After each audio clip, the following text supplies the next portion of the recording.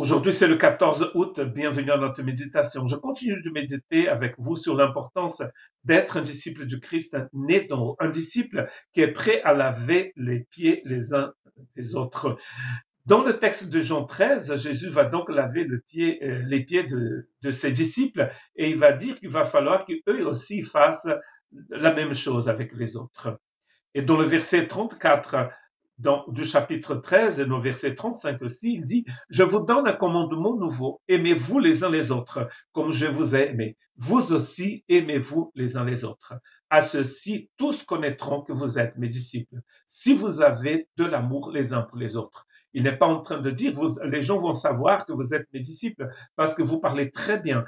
Les gens ne vont pas savoir que vous êtes mes disciples parce que vous faites des prosélytes, parce que vous annoncez ce message partout. Non, c'est parce que vous vous aimez les uns les autres.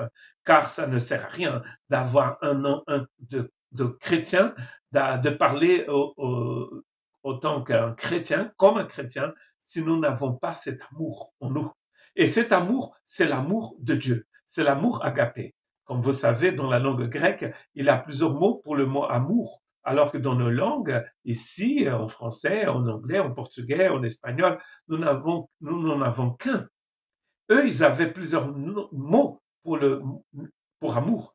L'amour dont Jésus parle, c'est l'amour agapé, hein, vous pouvez vérifier en grec, et le même mot est utilisé par Paul dans Romains 5:5. Or, l'espérance ne trompe point, parce que l'amour de Dieu, ici traduit comme amour de Dieu, est répandu dans nos cœurs par le Saint-Esprit qui nous a été donné. Jésus ne va jamais vous demander d'aimer avec agapé sans mettre à votre disposition cet amour éternel.